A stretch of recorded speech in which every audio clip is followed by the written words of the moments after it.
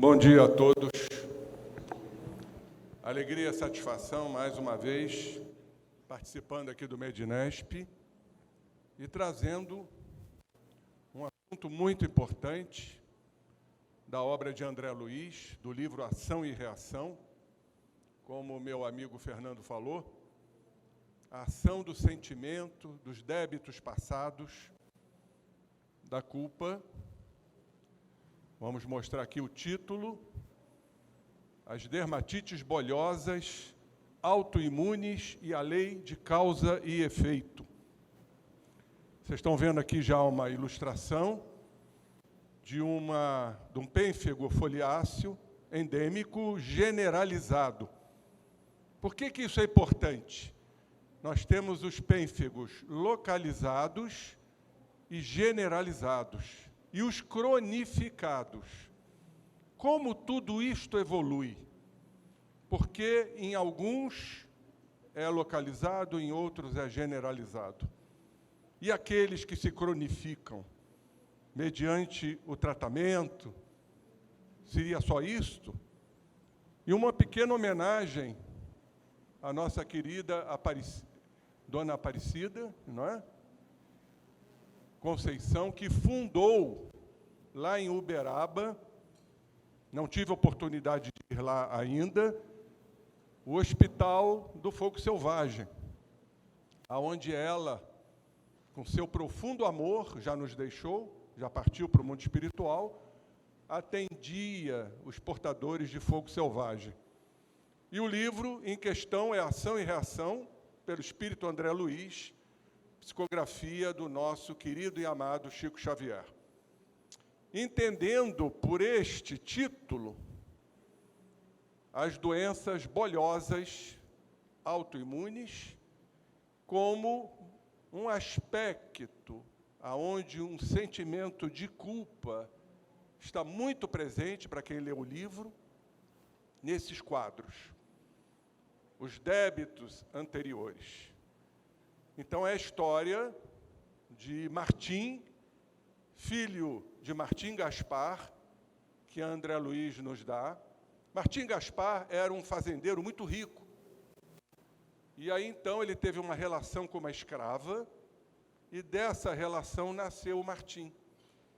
E ele ficou enlevado, profundamente ligado a este filho, chamado de bastardo, pois veio de uma escrava negra. Mas ele deu tudo para este filho. Deu amor, deu carinho, deu posição, deu estudo. Realmente, ele deu todo o amor a esta criança. E mais à frente, então, o pai se casa com uma jovem manceba, muito jovem, a Maria Emília. E há, então, um processo de sedução da madrasta para com ele e dele para com a madrasta. E aí, então, veio a proposta criminosa, desastrosa, com o consentimento da madrasta e mais 2 capatazes negros da fazenda. Por que isso é importante? Porque depois ele vai adotar, numa próxima encarnação, esses 2 capatazes, que vieram na tez negra. Olha só como a lei de causa e efeito é extraordinária, o reencontro de almas. Almas que vão ter que se encontrar pela lei, para que se amem, ou pelo menos se suportem.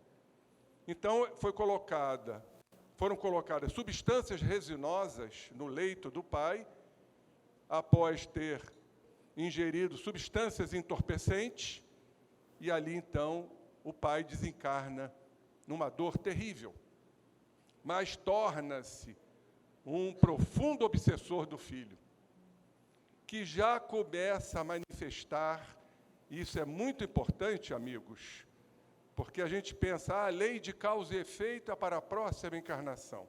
Não. Muitas vezes vamos padecer dentro desta lei com enfermidades já na vida atual. O que seria uma forma que eu chamo de galopante.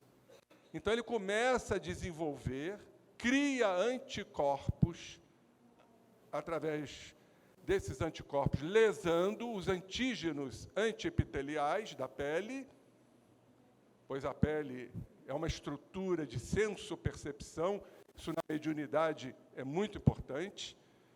Então, ele começa a fabricar anticorpos se punindo. E aí, então, desencadeia-se o processo do fogo selvagem, o pênfigo foliáceo endêmico. Interessante que ele aí já começa lentamente a desenvolver o arrependimento. Lembrando o Código Penal da Vida Futura, né? Culpa, autoconhecimento, reconhecimento das suas faltas, o arrependimento, expiação e reparação dos erros. Desencarna, e aí então o pai o assedia no mundo espiritual. Lá ele vai sentir, vai requeimar, vai queimar de novo, sentir toda a sintomatologia do fogo selvagem no mundo espiritual. Só que aí ele começa a fazer trabalhos altruísticos, de abnegação, de amor ao próximo.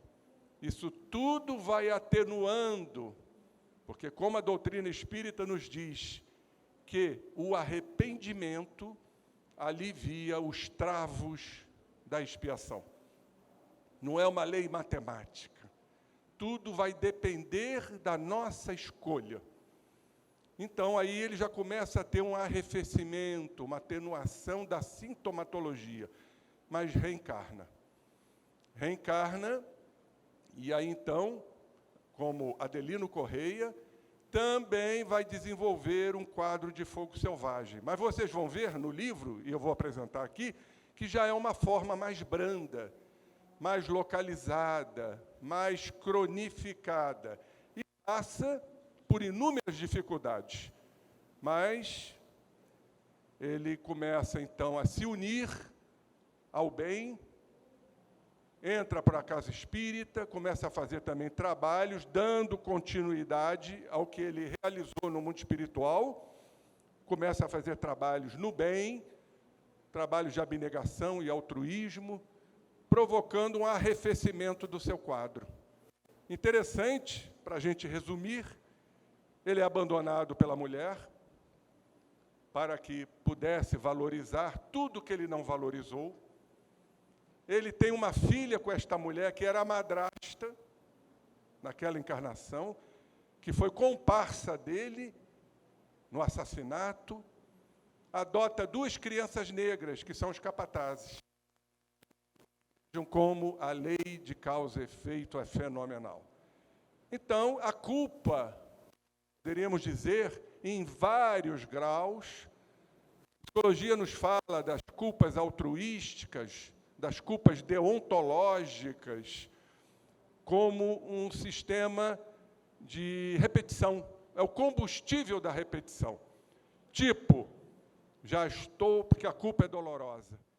Já senti muita dor e, por conta disso, já me sinto punido. Abrindo brechas, ensanchas para novos equívocos, novos erros. Não houve o arrependimento. Por isso é chamada culpa, o combustível da repetição.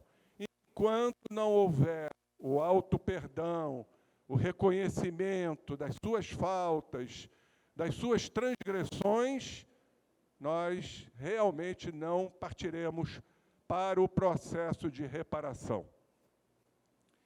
Então, vamos falar um pouquinho da doença para vocês se integrarem. Aqui estão as referências bibliográficas, científicas, que são inúmeras, desse trabalho sobre as dermatites bolhosas autoimunes. E o resumo, o que seria isto? Dermatoses bolhosas autoimunes são doenças cuja manifestação cutânea primária e fundamental consiste em vesículas e bolhas. Só recordando, a vesícula é menor, contém líquido no seu interior. A bolha, ela já é maior. Então, no pênfigo, nós vamos encontrar também processos com vesículas e bolhas. E classificam-se conforme a localização desta bolha. Em intraepidérmica, dentro da epiderme, ou abaixo, subepidérmica, abaixo da epiderme. E como é que funciona isto? Claro, regido pelo nosso sistema emocional. As doenças cutâneas, elas estão muito ligadas ao emocional. Então, nos diz a ciência que os pacientes produzem autoanticorpos, como se fosse um processo de autoagressão. Poderíamos dizer, na nossa visão espírita, que todas as doenças autoimunes estão ligadas a um processo de autopunição? Sim. O corpo nada mais é do que o aspirador da alma, o receptáculo. Então, quando você se pune fisicamente, significa que você está se punindo psiquicamente, espiritualmente. Então, essa gama imensa de doenças autoimunes, artrite reumatoide, as doenças hemolíticas, nós vamos encontrar, fazendo um questionamento, uma anamnese profunda, sempre um sentimento de culpa, de autopunição, extremamente comum entre nós. Não quer dizer que todas as culpas vão gerar doenças, porque espiritismo a gente não pode bater martelo e dizer que isto é isto. A visão espírita é universalista. Então, os pacientes produzem autoanticorpos contra estruturas específicas da pele, detectáveis por técnicas de imunofluorescência. Os recentes avanços da biologia molecular e celular têm permitido conhecer estes autoantígenos, que já estão na pele, contra os quais os pacientes se sensibilizam e que estão localizados na epiderme ou na junção dermoepidérmica. Então, esse é o aspecto científico, nos mostrando exatamente como é que isso funciona. E lembrando o caso do Martim, que incendiou seu pai no leito, e depois, pela lei de causa e efeito, ele, então, dentro de um processo de resgate, desenvolve esta doença autoimune, que para a medicina é inexplicável ainda. Então, o objetivo deste trabalho é revisar e descrever os progressos nos conhecimentos de 4 doenças vesicobolhosas autoimunes. Nós vamos nos ater, já estamos nos atendo, ao fogo selvagem, pênfigo foliáceo endêmico. Mas tem mais. Nós temos o pênfigo vulgar, o pênfigoide bolhoso e a dermatite herpetiforme. Então, a nossa ideia aqui, para correlacionar a ciência, a medicina, com a obra de André Luiz, é falarmos do fogo selvagem. O pênfigo foliáceo endêmico caracteriza-se pela formação de bolhas dentro da epiderme, com um processo de acantólise. O que é isto? Acantólise é um termo usado em laudos de biópsia de pele, em que ocorre a formação de uma fenda dentro da epiderme. Então, forma uma fenda, uma greta, uma rachadura dentro da epiderme.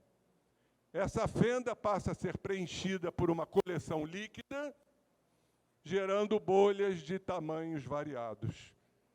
Quiçá, nós espíritas costumamos elucubrar, esses líquidos, e sabemos que a água é um grande veiculador dos nossos pensamentos e emoções.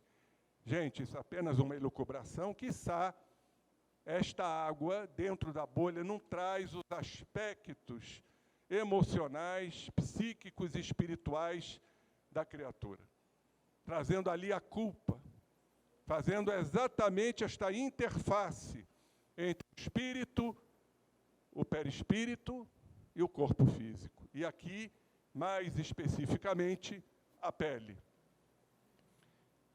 O fogo selvagem acomete mais as crianças. Então a coisa é mais rápida, gente. Mas também adolescentes e adultos jovens que vivem nas áreas rurais, é como se ali espíritos se reunissem para cumprir seus débitos, suas dívidas transatas. Regiões chamadas endêmicas, e é muito comum a ocorrência dentro da mesma família.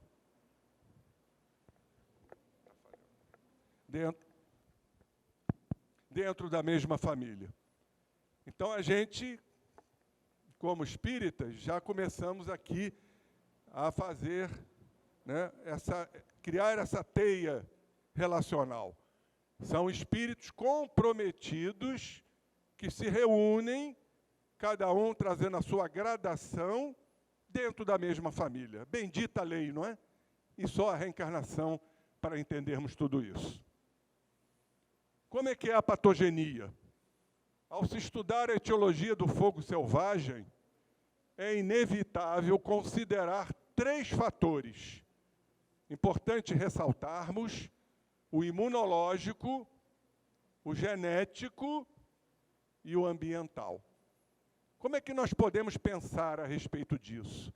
Sabemos da relação das nossas emoções com o sistema imunológico. Então, a partir do momento que a criatura traz íncito na sua personalidade, que obviamente vai se traduzir no código genético, o sentimento de culpa lesa realmente o sistema imunológico, leva a uma imunodeficiência. Nós sabemos disso. As pessoas estressadas, ansiosas, né? O aspecto daquele padrão que as criaturas trazem de poder, de dominação, quando não se sentem atendidos, vem o sentimento de menos-valia, sentimento de culpa, de frustração, de se sentir incompetente, inabilitado. Tudo isso vai ter um reflexo nas enfermidades consentâneas. Então, o imunológico é muito importante, o genético também, porque trazemos isso como tendência e predisposição no nosso código genético pelas faltas, pelos delitos cometidos em existências anteriores. E o ambiental, mostrando a influência do meio ambiente. Então, é uma doença autoimune para a medicina de causa desconhecida. Para nós fica muito fácil. Leitores que somos da literatura espírita, primacialmente a obra de André Luiz, fantástica para nós, profissionais da área de saúde. E é provocada por autoanticorpos. Anticorpos para promover uma autopunição. Patogênicos, que é antiepiteliais e responsáveis, como foi dito, pelo fenômeno da acantólise. Quais são os aspectos clínicos e classificação? A doença, geralmente, ela é localizada. Então, ela se inicia na cabeça, no pescoço e nas regiões seborreicas. Então, ela é limitada a essa estrutura, podendo ou não se generalizar, podendo ou não se cronificar. Tudo isto vai, verdadeiramente, nos mostrar o aspecto emocional da criatura. Qual o nível de culpa? Qual o nível de comprometimento? Então, ela vai evoluir para o sentido crânio-caudal, de uma forma simétrica. Praticamente todos os pacientes têm lesões na face, a forma localizada, e ou no couro cabeludo. Nós vamos mostrar daqui a pouco algumas fotos. O fogo selvagem não acomete a mucosa oral, como acontece, por exemplo, no pênfigo vulgar. E a sua forma mais drástica, que é o pênfigo vulgar vegetante. Então, não acomete a mucosa oral, a palma das mãos e a planta dos pés. Na maioria dos pacientes, a doença tem início gradualmente, com as lesões cutâneas evoluindo por semanas ou meses. Clinicamente, o fogo selvagem evolui segundo duas grandes formas: a localizada e a generalizada. Isso claramente nos mostra o débito que esta criatura traz. Qual o índice de erros? Qual o comprometimento desse espírito? Qual o grau, se há, de arrependimento? Então, isso é importante, irmãos. O que é importante para nós, independentemente de trazermos ou não alguma enfermidade? É a compreensão delas.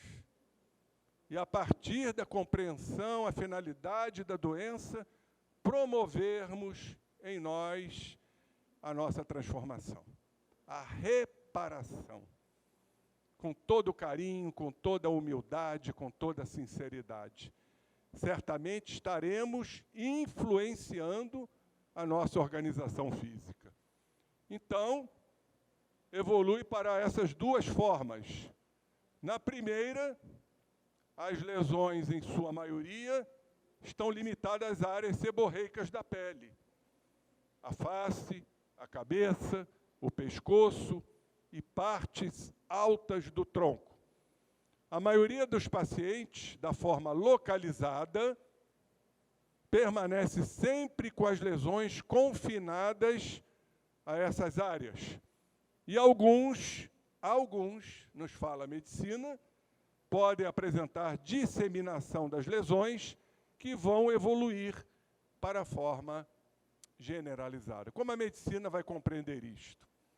Então, ela atribui a processos imunológicos, ambientais, carga genética que esta criatura traz. Para nós espíritas, nós não nos satisfazemos com isso. E aí, compreendendo a doutrina, estudando a obra de André Luiz, nós nos aprofundamos no aspecto espiritual. Então, nesta última, as lesões são numerosas, acometendo mais extensamente, a forma generalizada, os troncos e os membros, além da face e do couro cabeludo. Há uma sensação de ardor, de queimação. Então, quem lê o livro vai se lembrar como o Martim sofreu, depois reencarna como Adelino Correia, esta sensação de que está pegando fogo, de que a pele está queimando, como o pai dele queimou. Então, isto ficou fixado na mente, como uma fixação mental, através do sentimento de culpa. Então, isso originou o nome fogo selvagem. Aqui estão a forma localizada de um paciente, de uma criança, com lesões acometendo as áreas seborreicas, face, couro cabeludo e parte alta do tronco. E aqui a forma já disseminada, a forma generalizada, porque ela tem uma evolução crânio-caudal, podendo evoluir para essa forma, independentemente do tratamento, que sabemos que ainda é ineficaz. Tratamento à base de corticoides, de imunossupressores, metotrexate, ciclofosfamida, antibióticos para as infecções secundárias, que não são infrequentes, ainda temos que estar atentos a isso, uma infecção secundária que pode se disseminar, acarretar uma septicemia e óbito. Aqui, fogo selvagem, mais uma vez, apresentando as bolhas que se rompem facilmente, deixando erosões com escamas e crostas finas e aderentes. E aqui para vocês verem uma forma cronificada da enfermidade. Adstrita a região do pescoço e um pouquinho da parte alta do tronco, algumas gretas, algumas fendas, rachaduras que vocês estão vendo aqui, formando uma área eczematosa, crônica. E quando nós lemos essa parte científica, nós correlacionamos com o que o Martim, depois reencarnando como Adelino Correia, sofreu. Mas por que, companheiros? Isso é que é importante. A gente traz o aspecto científico, mas não deixa de criar uma correlação com a questão espiritual. Porque ele, pelo livre-arbítrio, entendeu o seu erro, aceitou a sua falta, questão da autoaceitação, claro, trazia culpa, mas aí partiu, finalmente, para o processo de auto-perdão e para a reparação dos seus erros. Tanto que ele reencarna para receber, como filhos adotivos, os 2 capatazes, como a filha, a madrasta que foi comparsa dele para eliminar o pai, para ter a herança do pai e o amor da requestada. Então vejam como nós não podemos fugir à lei, como isso é importante. Então vocês leiam, seria interessante ler o livro todo, mas especificamente o capítulo 16, porque no caso dele foi um débito aliviado. Então ele cursou a enfermidade com uma forma mais branda, com uma forma mais cronificada. E como ele, na encarnação atual, se colocou, como Adelino Correia, revelava uma longa faixa de eczema, nos fala André Luiz, na pele à mostra. E olhem só, e nós ficamos sempre perplexos diante das mãos abençoadas do Chico, a nos trazer detalhes tão profundos, ou seja, uma pessoa que sabemos semi-analfabeta, olhem a veracidade da mediunidade do Chico.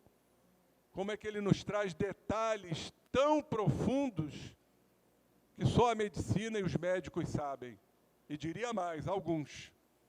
Tem muitos médicos que desconhecem, até ouviram falar do fogo selvagem. Então, o Chico nos diz que Adelino já trazia uma forma crônica, uma forma eczematosa da pele, e atingindo apenas a cabeça, os ouvidos e pontos da face, que exibiam placas vermelhas, que vocês viram aqui, sobre as quais se formavam diminutas vesículas, não eram bolhas, até o tamanho foi reduzido, com sangue dentro. Ao passo que as demais regiões da epiderme surgiam gretadas, nos fala André Luiz. Forma crônica, uma bênção. E aí nós entendemos muitas enfermidades. Por que que uns desenvolvem a neoplasia maligna e outros a neoplasia benigna? Qual é o nosso grau de comprometimento, meus irmãos? Isso é fundamental entendermos. A medicina espiritual vai dar, e já está dando, esta grande guinada no entendimento das doenças, das enfermidades.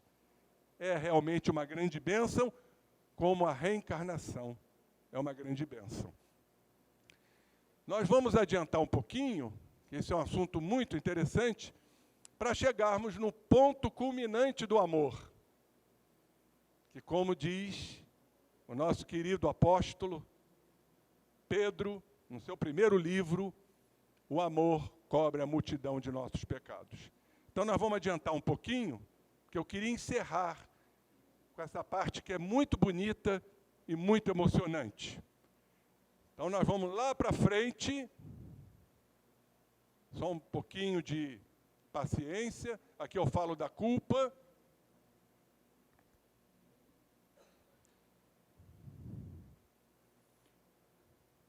Então chegamos a esse momento importante, quando Adelino Correia, já tendo assumido as duas crianças que foram seus comparsas, tendo, então, também, como filha legítima, a madrasta do passado, ele, num momento muito capital, ele recebe o pai, como uma criança abandonada.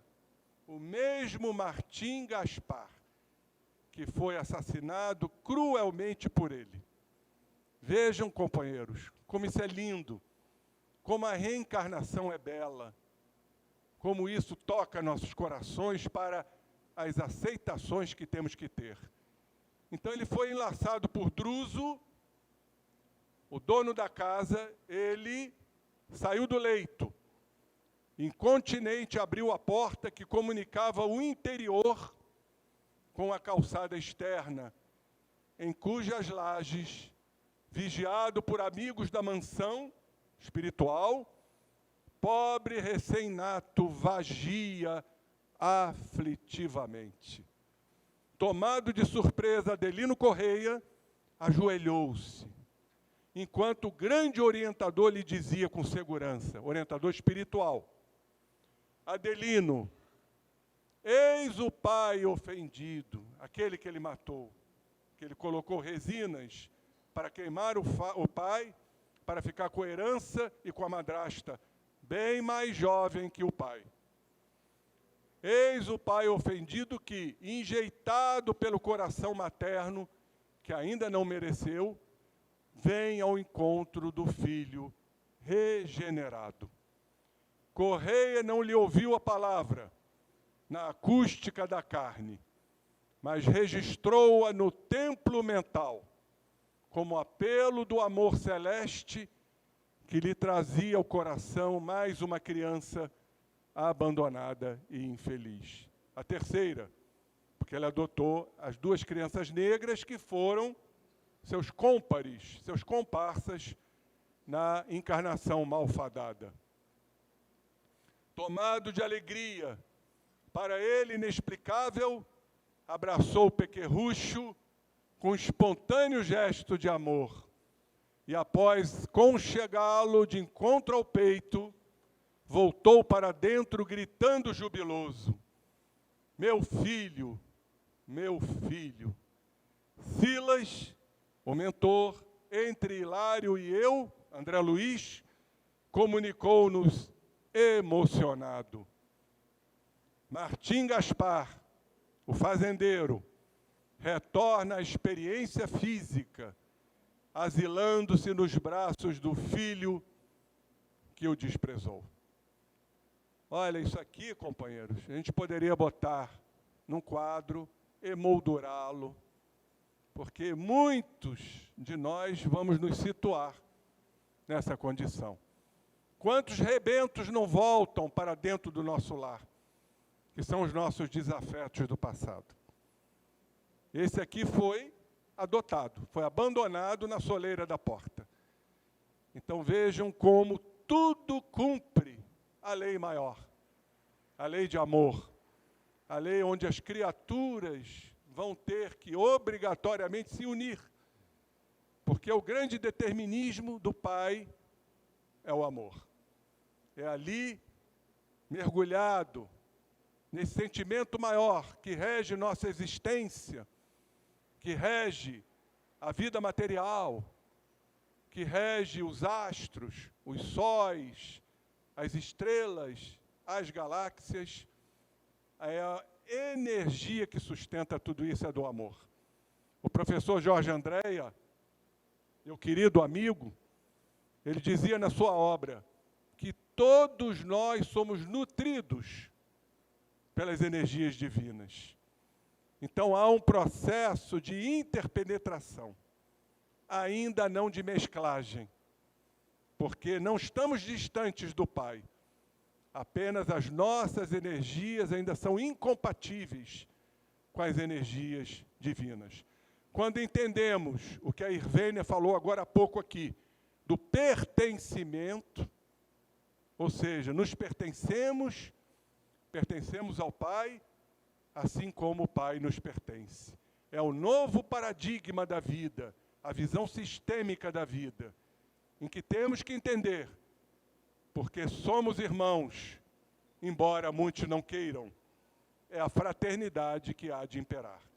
Muito obrigado pela oportunidade, que nós possamos cada vez mais estudar esta doutrina redentora que nos acolhe com profundo amor que devemos ao mestre de Lyon, Allan Kardec. Um grande abraço.